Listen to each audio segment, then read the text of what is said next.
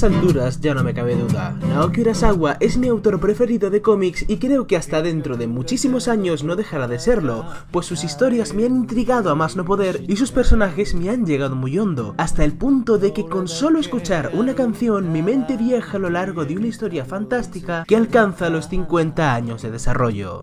A muchos como yo, sus obras nos han enganchado de una manera u otra y eso es gracias a su estilo. Hay muchas, pero muchas cosas que construyen el estilo narrativo de sus mangas, pero me gustaría centrarme en una, la que considero que, con la práctica, ha llegado a pulir hasta convertirse en un auténtico maestro en esta técnica. Estoy hablando, por supuesto, de la pausa.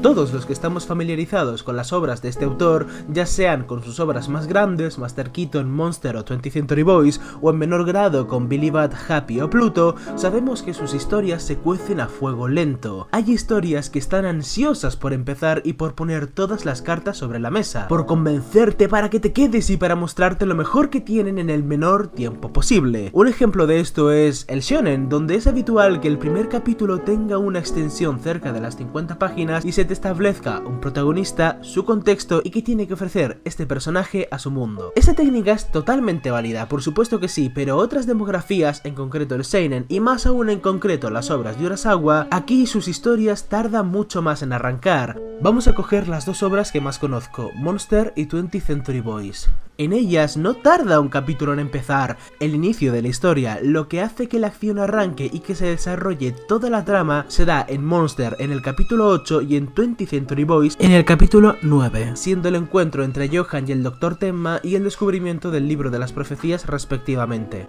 El estilo pausado, tranquilo y a veces asfixiante que tienen sus historias es algo muy característico de él. Pero hasta ahí solo hemos hablado del inicio, pero en estos cómics y en el anime de Monster, toda la historia tiene ese tono pausado. En menor medida, esta pausa es llevado a cabo ya que en varias de estas historias, el foco principal se está cambiando constantemente. En 20th Century Boys tenemos capítulos donde Kenji es un treintañero cuidando de su sobrina bebé y en el capítulo siguiente avanzamos en el tiempo y la sobrina tiene ya 16 años. O no hace falta saltos en el tiempo, ya que en un capítulo de Monster podemos estar viendo el viaje del Dr. Tenma y en el capítulo siguiente nos encontramos con nuevos protagonistas y una trama que se unirá a la del Doctor con el tiempo, creando así muchos puntos distintos que se conectarán tarde o temprano. El cambio de foco, ya sea temporal o de personajes, nos ayuda a que la historia principal se quede en una especie de hiatus, en una pausa, mientras que nos están contando una historia nueva que, obvio, tiene relación con la principal, pero que tardará en conectarse a ella. Urasawa juega al connecting the dots, al conectando los datos, y para eso se necesita mucho más tiempo del que tomaría una trama más lineal y sin tantos giros de foco. Pero esa es la propia narrativa de la historia, y a mí me gustaría más hablar del propio contenido del cómic, de las herramientas que ofrece el medio para favorecer esta pausa. Así que abramos cualquiera de sus mangas y veamos cómo Urasawa representa visualmente sus historias. A primera vista parece que Urasawa se toma su tiempo para desarrollar una historia, y que si tiene que meter una historia en 2 capítulos en lugar de en uno para explicarnos mejor la motivación de X personaje o para hacer algo recurrente y repetitivo varias veces, lo va a hacer. En relación a la pausa y la puesta en escena en las viñetas, creo que se podría dividir en 2, el diálogo y la viñeta muda.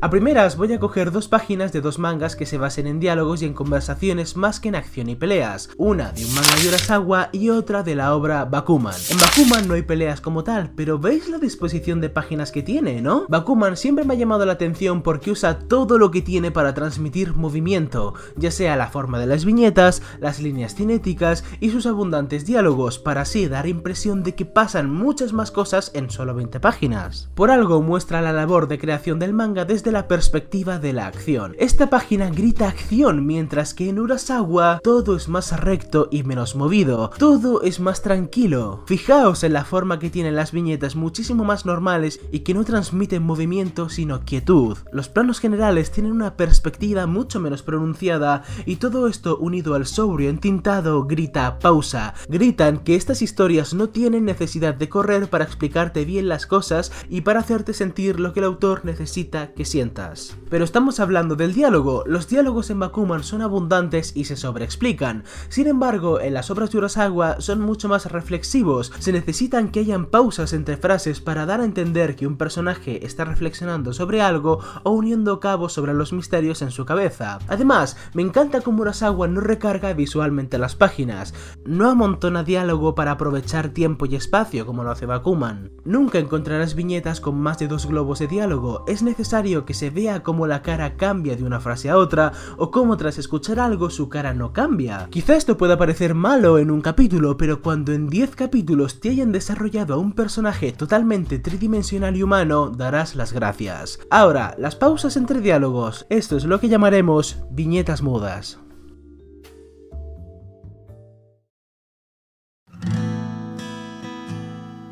Urasawa no solo incluye poco diálogo en sus viñetas, sino que hay muchas de ellas en las que no hay diálogos. Cuando nos encontramos con estos ejemplos, me gusta recurrir a 2 personajes, el anciano rico de Monster y el robot al que entrevistan en Pluto.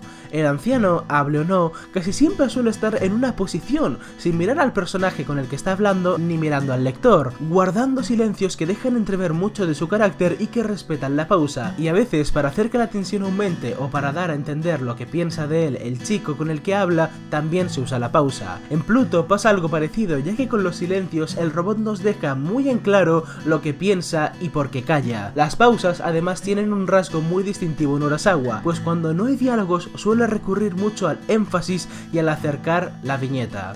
A veces, para remarcar más una sensación de peligro o para darte una pista de lo que el personaje se está dando cuenta, o simplemente para darte una vista general y luego enfatizar en algún rasgo en concreto, Urasawa usa el énfasis visual. Con esto la historia otra vez va más pausada y ya de paso crea más misterio, porque al ver la viñeta una vez piensas, bueno, el personaje está mirando eso, pero después vuelve a aparecer y más cerca y sabes que algo está pasando ahí, y después otra vez y otra hasta que lo ves. Esta técnica, junto con la llamada repetición de rostros de determinados personajes o planos fijos y constantes, hacen que el ritmo sea mucho más meditado.